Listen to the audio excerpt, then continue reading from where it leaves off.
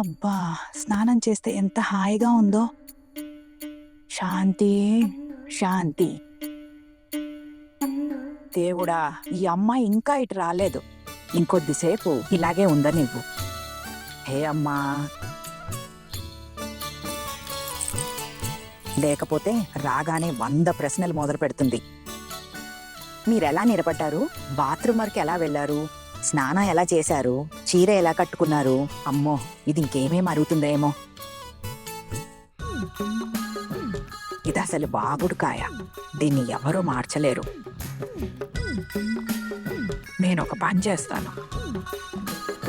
నేను తయారై దుప్పటి కప్పుకుని పడుకుంటాను. దాన్ని నా దగ్గరికి రానివ్వను. అప్పుడు మసాజ్ ప్రసక్తే ఉన్నదు. పదా, వెళ్ళి పడుకుంటాను.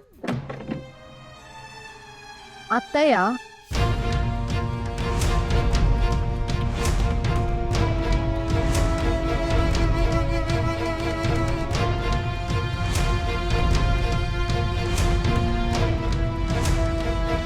అత్తయ్య, మీరు నిలబడి ఉన్నారేంటి? హే అమ్మా, అదే బాత్రూమ్ వెళ్ళాల్సి వచ్చింది. అందుకే కర్ర సాయంతో ఎలాగోలా వెళ్ళాను. నువ్వు లేవు కదా, మరేం చేయను? అత్తయ్య, మీరు నన్ను పిలవాల్సింది ఇలా ఎందుకు నిలబడ్డారు? మీ దగ్గర బెల్ ఉంది కదా, కనీసం అదైనా కొట్టాల్సింది. అరే పర్వాలేదులే, ఇవన్నీ వదిలే. మిమ్మల్ని కూర్చోబెడతాను.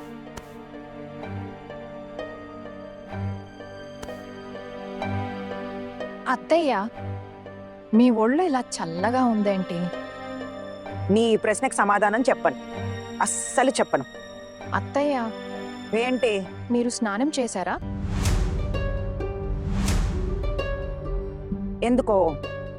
నీకెందుకు చెప్పాలి? చెప్పనన్నాను కదా. మరి నువ్వెవరు నన్ను ఇలాంటి ప్రశ్నలు అడగటానికి?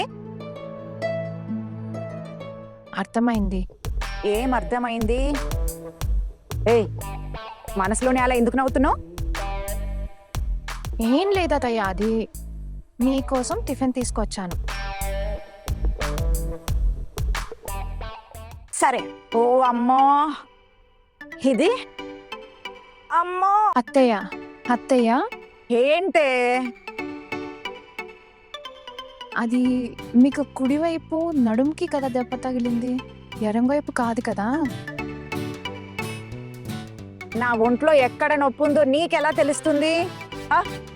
నువ్వేమైనా డాక్టర్వా? అమ్మా, నిన్ననే కదా మనకి కన్ఫ్యూజన్ వచ్చింది. కుడివైపు దెబ్బ తగిలిందా లేక ఎడమవైపా అని. తర్వాత కదా కుడివైపే అని తేలింది. సరే, ఇవన్నీ వదిలేయండి అమ్మా, మీరు కూర్చోండి, నేను మీకు టిఫిన్ తినిపిస్తాను. సరే సరే, ఇక్కడ పెట్టావు కదా, ఇంకా నువ్వు ఇక్కడి నుంచి వెళ్ళు. వెళ్ళిపోవాలా? నేను మీ దగ్గరే ఉండాలమ్మా. అరే, ఉండాల్సిన అవసరం లేదని చెప్పాను కదా. వినిపించలేదా నీకు? ఎన్నిసార్లు చెప్పాలి నీకు? అర్థం కావట్లేదా? వెళ్ళు ఇక్కడ నుండి. సరే అత్తయ్య, ఈ ప్రపంచంలో నేనే చెడ్డమ్మాయిని ఒప్పుకుంటున్నాను. అత్తయ్య, ఇప్పుడు మీ ఆరోగ్యం కుదుట పడింది కదా, అంటే ఇప్పుడు మీరు నడవగలుగుతున్నారు కదా? అయితే నేను నడవగలుగుతున్నాను. మరి అయితే రేపు అంటే నువ్వు రేపే పుట్టింటికి వెళ్ళిపోవాలనుకుంటున్నావా? ఈ నెలలోనే వెళ్ళి నా కొడుకుకి అమంగళం చేయాలనుకుంటున్నావా నువ్వు? నేను ఇక్కడ ఉండడం వల్ల కూడా అమంగళమే జరుగుతోంది కదా అత్తయ్య. చూడండి, నేను వెళ్ళిపోతే మీ కొడుకు జాతకమే మారిపోతుంది. ఇన్ని మాటలు అవసరం లేదు. ఇంకో విషయం, ఒక మాట చెవిలో వేసుకో. నిన్ను మా కోడలుగా ఇంటికి తీసుకొచ్చాం కదా, కాబట్టి మేము అనుకున్నప్పుడే నువ్వు వెళ్తావు. మీరు నన్ను ఎందుకు ఆపుతున్నారమ్మా? నా స్వార్థం కోసం, నా కొడుకు బావు కోసం. ఇప్పుడు చెప్పు, నీ మీద జాలితో చేయడం లేదు, ఇదంతా ఆపాలని ఉంది. అత్తయ్య, మీరు కూర్చుంటారా లేక పడుకుంటారా? నేను మీకు టిఫిన్ తినిపిస్తాను అత్తయ్య. నేను వెళ్ళి పడుకుంటాను. రండి, జాగ్రత్తగా.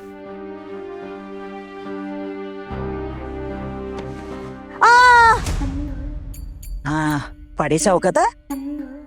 ఇప్పుడు సరిచేస్తుంది.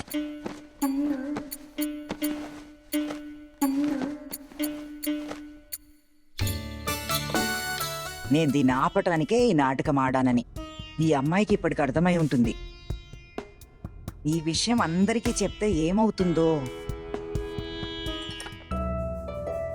అరే, నేనేం చెప్తున్నానంటే, నిన్న రాత్రి నువ్వు ఒక మందిచ్చావు కదా, దానివల్ల చాలా ఉపశమనం కలిగింది, నొప్పి కూడా తగ్గింది. రాత్రి పడుకునే ముందు వేశాను కదా చూడు, ఈ రోజు నడవగలుగుతున్నాను కూడా.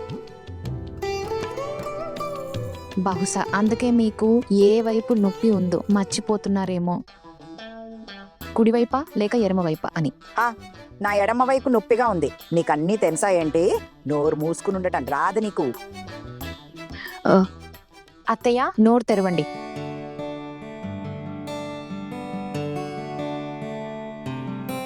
నా నొప్పి తగ్గింది కదా, అందుకే కొంచెం ఆకలేస్తుంది. నువ్వు నాకు ఓ పని చెయ్యి, వెళ్ళి అందరికీ చెప్పు ఇప్పుడు నాకు ఆరోగ్యం బాగుందని, నేను నడవగలుగుతున్నానని. సరే అత్తయ్య. హే మీను, నువ్వు వెళ్ళి ఏం చెప్తావు? నా ఆరోగ్యం బాగుంది కాబట్టి ఇప్పుడు నేను నడవగలుగుతున్నాను. అమ్మో అమ్మో. మీరు ప్రశాంతంగా కూర్చోండి. ఇల్లంతా బానే ఉంది.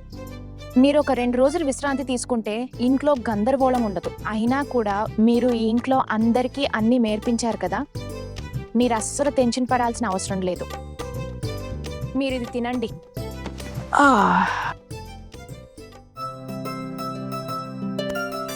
చూడు, తింటే శక్తి వచ్చింది. ఇంకా ఇలా కూర్చుంటే బాగుంది, పడుకునుంటే నడుము నొప్పి ఇంకా ఎక్కువైపోతుంది బాబోయ్. అందుకే చెప్పాను నిమ్మళంగా లేచి కూర్చోమని.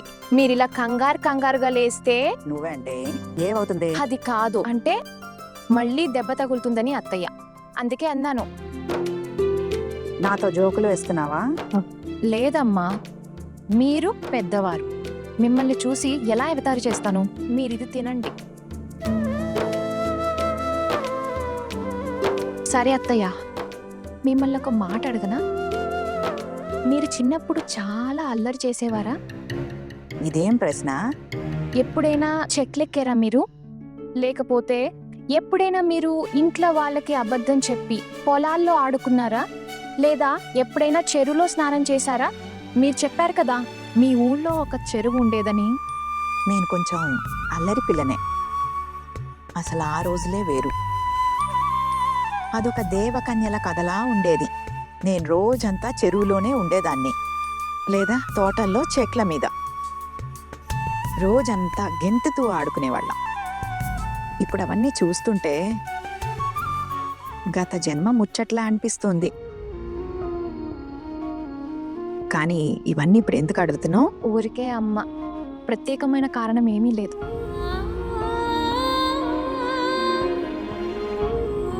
ఏమైంది అత్తయ్య? ఏమీ లేదు.